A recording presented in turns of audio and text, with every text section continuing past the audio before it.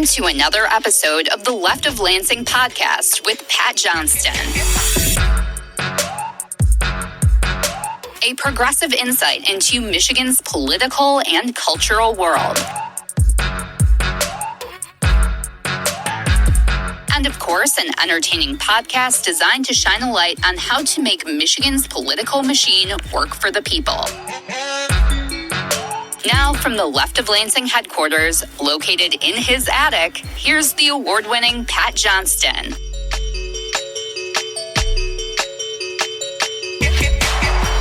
Oh, yeah. Welcome to another installment of Michigan's premier progressive podcast. I am Pat Johnston. How's everyone liking the direction of the country nowadays? Everybody feeling good and rosy about the state of things and the future of the country, which, is only being taken over by corporate authoritarian white supremacists, feeling good about everything? And how about all of you MAGA voters out there who said that they cared about the economy and rising costs more than anything else? Are you feeling good? Are you feeling great about this economy? Are you feeling great about the overall state of things here in this country? Well, maybe you are, because I know many of you, not all of you, but many of you are probably loving what the Trump regime is doing when it comes to terrorizing and apprehending undocumented immigrants here in the United States of America, particularly those who happen to have brown skin. And something that'll never make sense to me is how many of you allowed yourself to be brainwashed. I'm sorry. I'm not sorry, because that's the only word or description I can come up with when trying my best to understand how your one motivation or top motivation for allowing white supremacists to run the country at the benefit of the corporate oligarchy is because you developed a fear and explicit hatred for brown-skinned migrants. And I say that with confidence because I didn't see the same outrage when dear leader, at the behest of his on-again, off-again bromance with Elon Musk, triumphantly announced how the U.S. was bringing in white South Africans last month. I didn't hear anybody complaining about that on the MAGA side of things. And that was a clue for me. It really was. It was a clue. The sad reality, though, is we know where MAGA Republicans stand on this issue of authoritarianism. We know where they stand on this issue of terrorizing undocumented immigrants. They've been fed all kinds of propaganda to fear immigrants. Unless they're white, of course. Mehdi Hassan from Zateo tweeted the following, and it's something that should anger every progressive and even every Democrat, because it's so easy to win on this issue. But Democrats choose the hard way, which is by saying really nothing on this issue. Mehdi posted, every elected Democrat, not just in California, but nationwide, should be on TV and radio today telling this story of how federal agents in plain clothes and unmarked cars tried to snatch first graders from an LA elementary school after they told staff that they had parental consent. He says that every Democrat should be telling the American people this story and condemning Trump's Department of Homeland Security agents for trying to round up first graders in elementary school. This is beyond disgusting, and it's un-American. But you know what? That just can't happen within some Democratic Party circles. Fighting back and using common sense for some in the Democratic Party circles is somehow an antithesis of what they believe in. I don't know what they believe in sometimes, and I'll talk about that here in a moment, because you see, many live in fear of this regime or right-wing media, and they live in fear of the white supremacy that is on steroids. Also, many Democrats live in fear of losing out on corporate cash, and that probably does top the list, I'm afraid. But this week we learned that the regime is terrorizing undocumented workers at Home Depots, okay? Which, by the way, is a stunning revelation considering how Home Depot is a big-time supporter of MAGA Republicans and Trump. Just remember that when you're watching College Game Day on ESPN this fall. Will Home Depot face any penalties for hiring undocumented workers?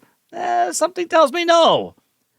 This is all about fulfilling the passions of white supremacist Stephen Miller, who is running the white supremacist wing of the White House. The far-right tech bros are running the business side of the White House, and the messaging side of the White House as well. But we're seeing what happens when you don't face down authoritarianism and fascism head on.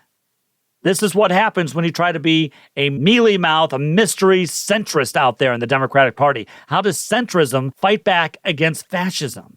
Michigan State Senator and strong progressive fighter Stephanie Chang from Detroit posted the following on social media this week. And she wrote, "Immigrants who are following what they are supposed to do by showing up to their immigration hearings at the courthouses are being arrested by ICE in Detroit today. This is what happens without the sensitive locations policies. This is appalling, and it's happening right here in Michigan." Senator Chang is referring to the story of ICE agents kidnapping, or I guess we're not supposed to say kidnapping, arresting 5 migrant workers who showed up for court hearings in Detroit. The Detroit Metro Times' Steve Nealing writes, protesters began gathering outside the federal courthouse in downtown Detroit on Wednesday morning after activists witnessed agents arresting migrants when they showed up to their court hearings. Witnesses say 5 or 6 people were detained after an immigration judge dismissed their cases at the Patrick B. McNamara Federal Building. Most of them are Venezuelan, according to activists. Quote, "As soon as we went into that courtroom, their cases were dismissed and changed almost immediately to expedited removal, which is a situation where the government claims that it has the right to waive much of the due process rights that we carry as citizens," says Nelson Gary, coordinator for People's Assembly, a grassroots coalition of more than 24 Detroit-based immigration and human rights groups. So, this is a tactic by the Trump regime to fast-track those brown people they don't like out of the country. Now, how it usually goes is that once an immigration judge dismisses a case, that person can then seek asylum. But how can they seek asylum if ICE can just round them up right now? You do remember, right? I mean, you remember how on the campaign trail, Trump promised that his deportation plan was to get rid of criminals only. That's what he said, just to get rid of criminals. All of the MAGA Republicans, that's all they said. I mean, how could you be unreasonable with that kind of position? Because many of us with useful brain cells knew that was not going to be the case. We've always known who Stephen Miller was. We've always known who Dear Leader Trump was. We've always known about Project 2025. We always knew that a little white supremacist like Stephen Miller by his side, mass deportation would be the policy of Dear Leader Trump. I mean, several white MAGA Republican delegates on the RNC convention floor waved around signs saying, "Mass deportations now! Mass deportations now!" I can't be the only one to remember that. And yes, look, I know it's sad that many immigrants believed or supported, and many continue to support, this New Age concentration camp that the regime is currently doing to many undocumented people. Yes, it is sad that many immigrants thought, hey, Trump wasn't talking about us. MAGA Republicans aren't talking about us. If we just join them, we'll be okay. But that doesn't mean we throw them under the bus and say, well, you voted the wrong way. Have fun. No, I'm going to fight for them because they are human beings. It's sickening that I have to hear over and over and over how Dear Leader is going after the criminals, like the rapists, even though immigrants commit far less crimes than U.S.-born adults. Hey, there is one U.S.-born adult who's done some criming and who's a felon. Now, who could that be? But so many people have been inundated with hate-filled messaging and propaganda on Fox News, right-wing media, and also on social media that they really believe most of the people who come to this country and who work hard for very little benefits, they believe that these are the people they should fear. Again, and I know I've told you the story, but when a Christian services group in Alma, Michigan wanted to care for some undocumented children a few years ago, we had so many people in the mid-Michigan area scared for their lives over children. And I was still on the radio back in Saginaw in those days, and I asked the lead host on that station why people were so concerned and calling in every day concerned about these children. And the host told me, honestly, mind you, and he was from the right, he told me, well, Pat, I think it's just because people are afraid. People are afraid. They've been so brainwashed with hate that they can't see the truth right in front of them. I remember some 15 years or so ago having a debate with a right-wing organizer in mid-Michigan who was trying to limit how many undocumented children we would bring into Michigan. And the top reason that she gave me as to why we had to block children, undocumented children, from coming into Michigan is because they'd bring disease to Michigan. Yeah, I know. It's an old playbook that she was using. But I found that interesting because 10 years later, this same woman was probably telling everyone around her not to wear face masks during a pandemic that killed over 1 million people. But I digress. Michigan Advance's Casey Quinlan last year wrote, a new study shows that undocumented immigrants paid nearly $100 billion in federal, state, and local tax revenue in 2022, while many are shut out of the programs their taxes fund. The findings run counter to anti-immigrant rhetoric that undocumented immigrants are destroying social programs. In 40 states, undocumented immigrants paid higher tax rates than the top 1% of the income scale in those states, according to a study released by the Institute on Taxation and Economic Policy, a left-leaning nonprofit think tank. And those undocumented immigrants, again, are not allowed to take part in Medicaid or Social Security. And Governor Tim Walz up there in Minnesota, yeah, he said he's going to sign a bill to ensure that undocumented immigrants in Minnesota won't benefit from social programs either. In a poll by the University of Maryland Program for Public Consultation, over 60% of Michiganders last fall supported a pathway to citizenship for undocumented immigrants. 60%. Now, I wonder if that's changed because I'm having a tough time putting together how in just 9 months, a majority of Michiganders went from being sane to cheering for New Age concentration camps. You'd think that at a time when Michigan can't solve its own population decline, maybe bringing in immigrants might be a way to mitigate those losses. You think? Oh, and enjoy, everyone. Enjoy paying higher costs for food and construction thanks to mass deportations. Michigan MAGA Senate Minority Leader Eric Nesbitt, who's also running for governor, exclaimed on Twitter that they indeed voted for this kind of mass deportation. And I will take him at his word. Cruelty and stupidity do take up a large chunk of the MAGA thought process. Now, I would like to thank Michigan Democratic State Representatives Lori Pohutsky of Livonia and Carrie Reigans of Ann Arbor for asking Michiganders to join the No King protests that are happening around the state and the country this Saturday, June 14th.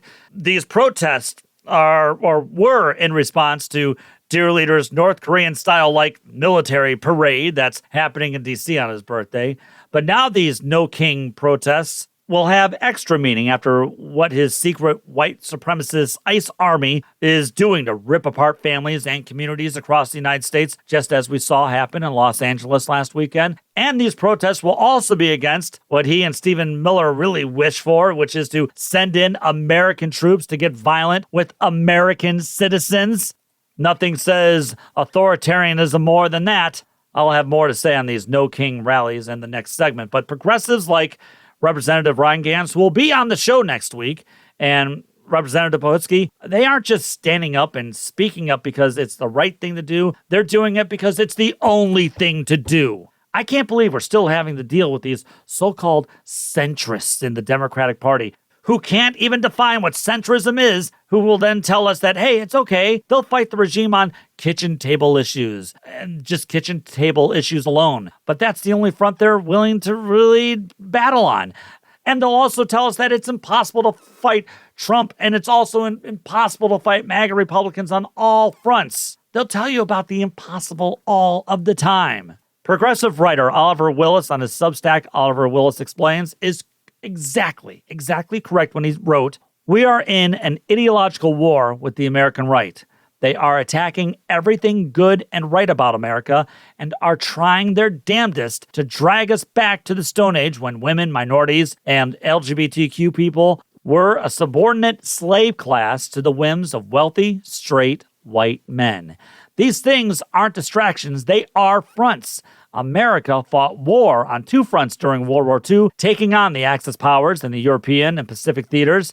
There wasn't any choice in the matter. There are no such things, everyone, as distractions when it comes to this regime, and Oliver is spot on when he says you can't choose to fight on this front or on that front or on this topic or that topic, because once you make that choice, then you've lost ground. You have to fight everywhere.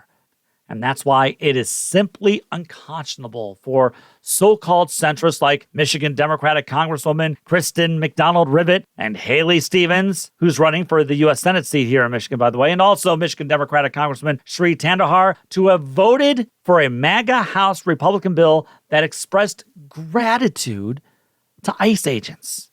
What? So here's my question for Michigan Democrats Haley Stevens, Sri Thandahar, and Kristen McDonald-Rivet. How has going to this mysterious middle quelled dear leader Trump's and Stephen Miller's desires to terrorize immigrants with white supremacists and masks? Really, think about it. All this centrism, all this what you call common sense. How is that stopping this country from marching further and further to the right where we are right now, which is authoritarianism? I asked this question especially for McDonald-Rivet and her fellow Michigan Democratic centrist, Senator Alyssa Slotkin, since they recently held a town hall last week explaining how they will soon have a battle plan to fight back against the regime's authoritarianism. Well, I mean, that's nice, I suppose. I mean, the people have already moved on from you guys since you've been slow from the get-go to realize what the rest of us already knew we were up against. Kristen McDonald-Rivet and Alyssa Slotkin voted for the Lake and Riley Act, and I wanted to remind you about that one because that further removed due process for undocumented people in the country, and they believe by voting with the authoritarian regime on this issue that maybe this would make them look tough and that they get credit for MAGA voters or something like that. Maybe they thought they'd be able to be reasonable with white supremacists. I don't know. Don't know how you can be reasonable with white supremacists. But I know it ain't working. And you know one reason why it's not working? Because centrism, or so-called centrism, has no values. Zero, zilch, nada. As author of the How Things Work Substack, Hamilton Nolan, also a good friend of this podcast, he wrote the following last week regarding centrism, or the mysterious middle as I call it. And this is what he said. The reason the Democratic Party is so profoundly unpopular today is that people do not know what it stands for. There is simply no way to change this by saying, we will ask you all what you liked yesterday and do that tomorrow. In their pursuit of statistically bulletproof popularism, the centrists have their heads so deep in data that it is impossible for them to have a vision. And that lack of vision is the very thing that turns off the public. This is a political problem that is unsolvable by polling. It requires actual beliefs. The right wants to change the existing power structure to give more power to its chosen groups. The left wants to change the existing power structure to give more power to everyone, including the marginalized, who are, by definition, unpopular. The centrists, in the most generous reading, their project asks, how much good can we do without changing the existing power structure at all? Turns out the answer is not much, but there's plenty of money to be had in pretending to try. Right on. Hamilton is right on there saying there's a lot of money in pretending to try to really fix things for these centrists, considering how corporations bankroll them to the extent that they do. There's no incentive for these corporate centrists to actually help people. You see, keeping the status quo is what these centrists want. And we wonder why working class people end up feeling so much despair that they turn to far right-wing populism, which leads them down this rabbit hole of hate and resentment towards the others that they blame for their struggles. And it's sad that that kind of messaging and propaganda from MAGA Republicans and from these MAGA tech bros, it is sad that this kind of propaganda works on a good number of them because those people don't care about working class people. It's all about divide and conquer, and that's all they are doing to us. Democrats must do a better job at shedding this nebulous and unicorn-like dream of a mysterious middle, because by taking that position, you are helping to kill people. Literally killing people. This brings me now to the idea of masculinity here for a second. I know this is something I covered with author Joan C. Williams last week as we discussed her new book called Outclassed, How the Left Lost the Working Class and How to Win Them Back. And it is really a good book, and I agree with a lot of what she had to say. But I'd like to play this part from our interview last week in which I really did give it a lot of thought this past week. And so it's about 2.5 minutes long. So just listen to what she had to say. I mean, what the thread I'd like to pick up, Pat, is the idea that misogyny is at work. I think masculinity is at work. What the research shows is that when men's masculinity is threatened, they tend to double down on masculinity. I mean, there's a wonderful social science experiment where they bring people into the lab and they tell one group of guys that they're kind of masculine, but also kind of feminine. So masculinity threat. And they found those guys were much more likely to support wars. They wanted to buy huge cars. They just wanted to prove, yeah, I'm masculine, I'm masculine. And I think that a lot of men's masculinity feels threatened. And this goes back to the ties between culture and economics. Why do non-college men often feel threatened? Well, there is the fact that if wages had continued to rise when productivity did, like they did after World War II, wages would be 43% higher than they are today. And in the 15 years before Trump was first elected, that accounted for 3/4 of the decline in that post-World War II decline of wages. And during that same period, nearly all net job growth was in gig work and short-time work. In other words, no prospects, often no benefits. Since 1989, wages have risen 83% for college grads. But you know what? For non-college grads, they've risen hardly at all. And so the result of all of this, basically that workers are not receiving a fair share of productivity, is really the loss of the American dream for many families. Nearly all Americans used to do better than their parents, but of those born in 1980, it's just about an even shot whether you're going to earn more than your parents. And many, many men, no matter what their class level, their identity is very tied up with being a provider. And the level of inequality now in the United States is so high that not only do low-income men feel like they can't be providers, but these middle status voters, the middle 50%, and those are the ones that are flocking to the far right, both in Europe and America. These middle status voters, they feel that they're not going to be able to be providers either. So I shared some opinions on this masculinity idea last week, and where I got where Professor Williams was coming from and maybe where I had a different point of view. But we are in some serious trouble if men think that they can only be men by laughing at the cruel punishment of others, particularly when they won't benefit one bit since they're not part of the tech bro culture. They're not part of the corporate oligarchy. They're not Trump's kind of people. They think that they are, but then ask yourselves, why aren't you guys ever invited to Mar-a-Lago? Now, it's true that people with college degrees make more money, which is why everyone that Dear Leader surrounds himself with are elite Ivy League school graduates. Now, those without degrees used to earn more money.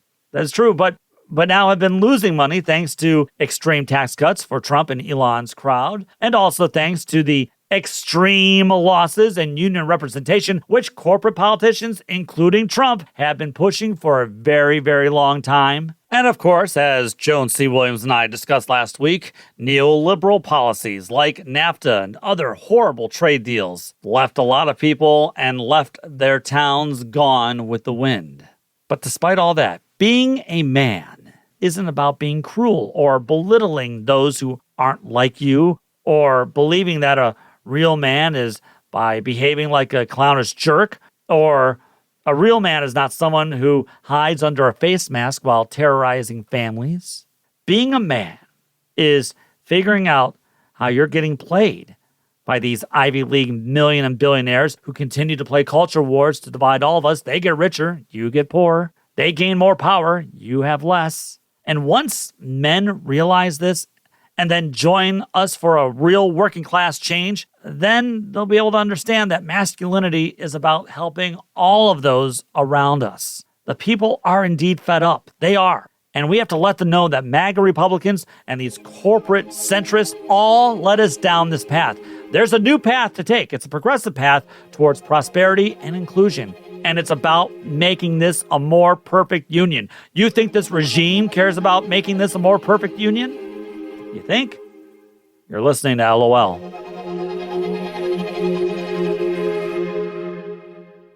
He spent nearly 25 years working as a liberal voice in conservative talk radio across the state, and he's still a somewhat stable person.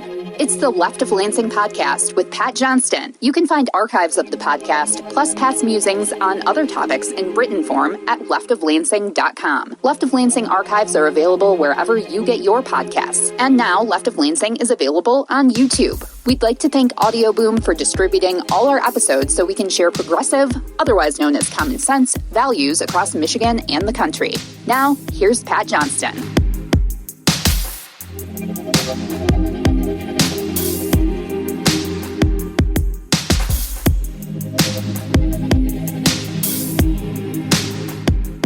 Hey, let me know what you think of the show by emailing me, leftoflansing@gmail.com. Follow me on Blue Sky and Twitter and also on the Facebook. Subscribe to the show on the YouTube, as I am back to filming videos there, and it's content that you won't just hear on the podcast. That's on YouTube. Just type in Left of Lansing and you'll find me there. Coming up in the last call, Michigan House Republicans unveil their education budget. And if you had low expectations going in, you'll have even lower expectations after I tell you more about it. And I forgot to mention how, in another authoritarian move or wish list, Dear Leader and MAGA Republicans this week said that they want to make burning the American flag a criminal offense. Of course they do. These guys really don't believe in freedom of speech and that whole First Amendment thing. Now, maybe we could make it a crime to hang the American flag upside down at your house, meaning that a Supreme Court justice would have to go to jail for defaming the flag.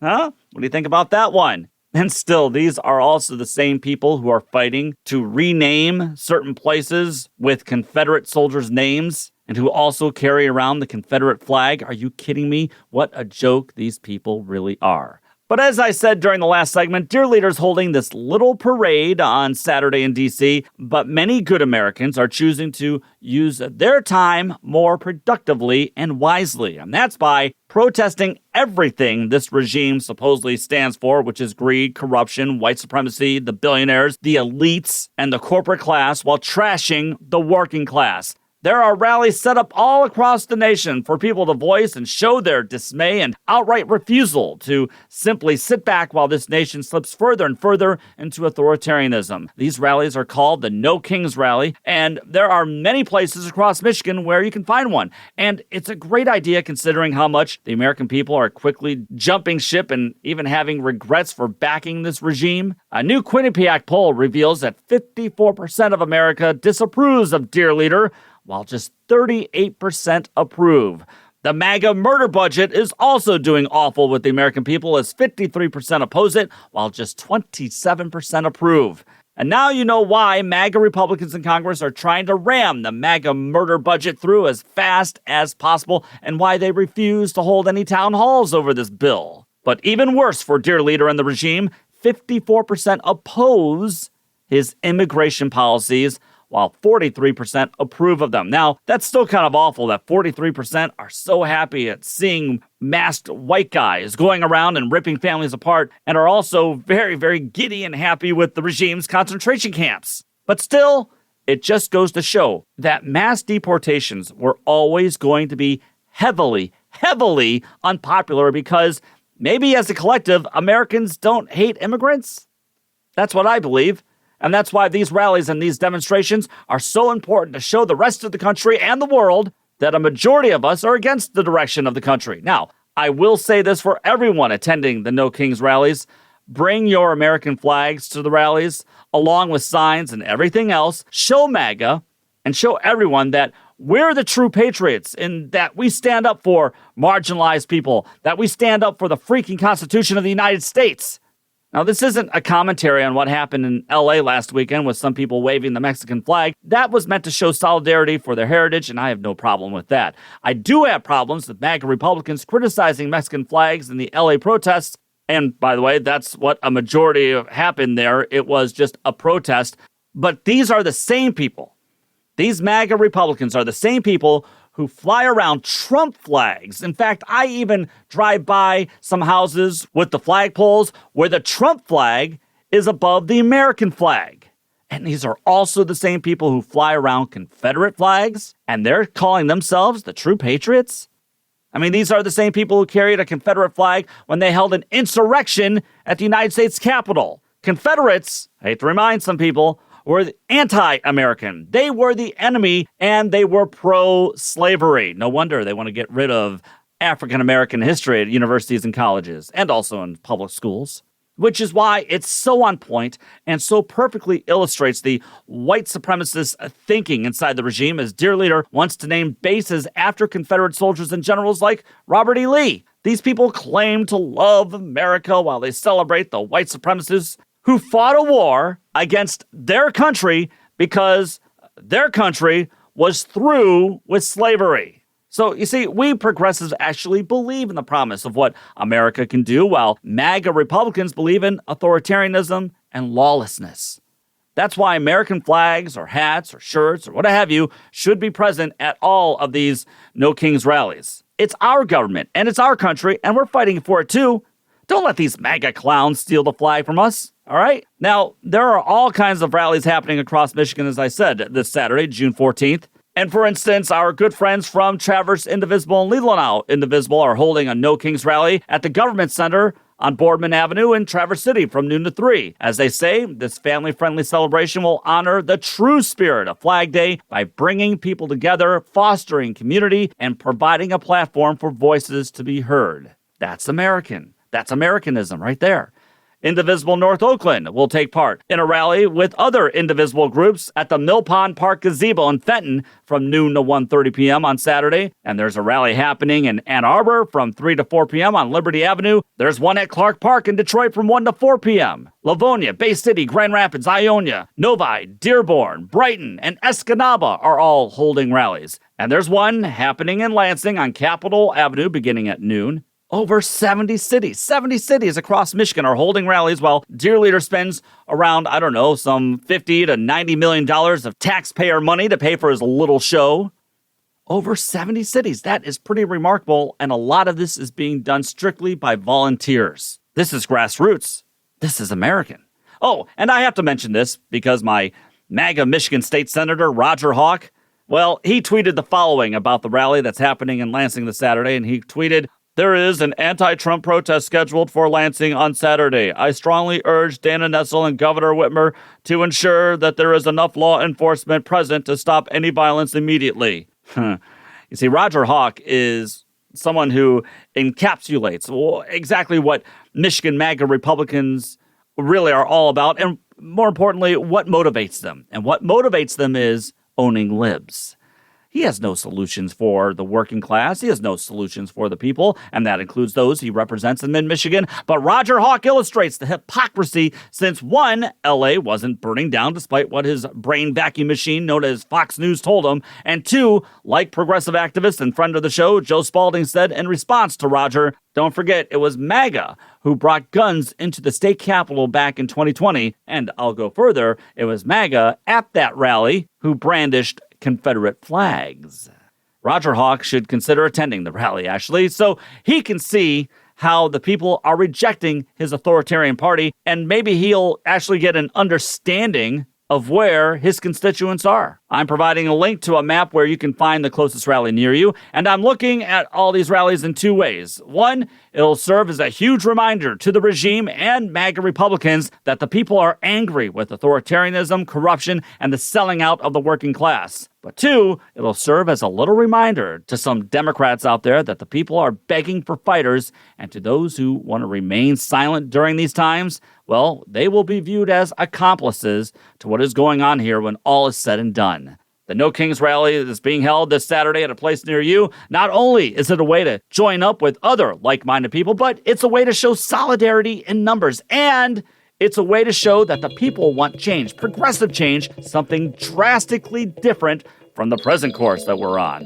The backlash, everyone, is at hand. A podcast that believes in using common sense to move Michigan into the future. And by common sense, we mean progressive sense. We've all seen what 40 years of Republican leadership did to this state, and we refuse to go back. It's the Left of Lansing with Pat Johnston. You can follow Pat on Facebook or X. Pat still calls it Twitter. Or on the Gram, Threads, and also on YouTube. Subscribe to the show on YouTube and wherever else you listen to your podcasts. All right, I think we gave Pat enough time to catch his breath. Let's get back to it. Here's Pat Johnston. I cannot wait to see how many people are going to turn out this Saturday. And, it looks like it's not going to be too hot or too cool if the weather forecasts are correct. It is Michigan, after all. Time now for the Left of Lansing last call. Well, the expected happened. MAGA Michigan State House Republicans unveiled their education budget, and here's a shock to everyone. They're slashing and gutting funding and programs for public schools. And here's another shock. They're trying to funnel that money over to private schools and colleges. I know. Stunning revelation. Now, Republicans say they're adding to the per-pupil funding for each student, which looks good on paper until you look at some of the details. Now, their uneducated budget includes cuts in, that's right, the free school lunch program, which is highly successful and which also helps the working class families throughout Michigan. But again, when have MAGA Republicans ever really cared about the working class? As we've talked about here a few times, MAGA Republicans despise free lunches in public schools because that program is popular and they can't have that if they're trying to funnel money to their private school donors, you see. And on top of that, they're cutting mental health funding for schools and funding for at-risk students. And meanwhile, they'll use those cuts to funnel some $40 million to private institutions. Now, it's against the state constitution to use taxpayer money on private schools, but as we know with MAGA Republicans, constitutions can be ignored. Look, I've never had issues with people sending their kids to private schools. It's your kid, do what you want. But don't ask me to pay for their education, which they can get from my taxpayer money going to public schools. And next week, I'll bring up how Republicans are gutting funding towards our higher institutions, except that they're adding funding for private colleges. How? How's that happening? Oh, and they're threatening to gut even more funding for public universities if they use DEI programs too. See, everyone, by not fighting for marginalized Americans, we get this. This is what we're getting now, which is what these white nationalists or white supremacists or white Christian nationalists always wanted. So Republicans are saying they're adding more money to the overall school budget, right? But this all comes with the caveat for schools. As Michigan Advance's Ben Solis writes, it would also come with a 20% foundation allowance penalty if districts were non-compliant with proposed boilerplate language prohibiting race, gender, and DEI instruction or initiatives. That includes any curriculum. That includes supposed race or gender stereotyping, that's in quotations, allowing transgender girls to participate in girls' sports, or providing multi-stalled unisex bathrooms. Yes, there it is. Whatever it takes to erase the history of certain people, or erase whatever it takes to try to even by a little bit equal the playing fields for some marginalized people. And of course, they just love to put a scarlet letter on transgender girls. Again, we had two transgender students play sports in Michigan high schools, okay? 2. But this, according to MAGA Republicans, is a major, major issue. Let me ask this for all you parents out there who are listening. Look up a picture of Man-Baby State House Speaker Matt Hall, please. Look up that picture and then ask yourselves this question. Would you trust your child in a bathroom with Matt Hall lurking? Besides, he is the one who wants to check your child's genitals. Just look at that picture and tell me you'd be safe with your child in a bathroom with Matt Hall. You're listening to the Left of Lansing podcast. The music you're hearing is by Wander Beats. To hear the latest project, check out Space Leopard on your favorite streaming site. Now back to our favorite progressive voice in Michigan. It's Pat Johnston.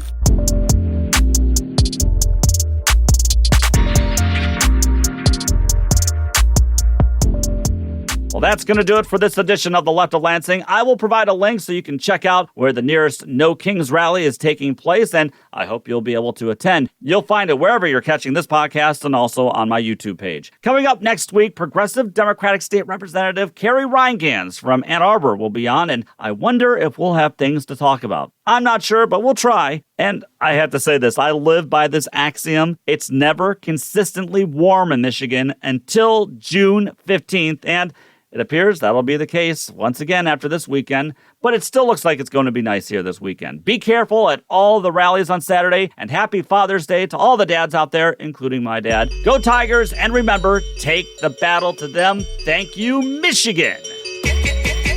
The Left of Lansing podcast was produced by Pat Johnston, written by Pat Johnston, researched by Pat Johnston, edited by Pat Johnston, and hosted by, yes, Pat Johnston. Technical assistance by Dr. Heather. And thanks to our good friend Kirsten for the awesome podcast logo. Remember to visit leftoflansing.com for more news and information. Thanks again for listening to the Left of Lansing podcast.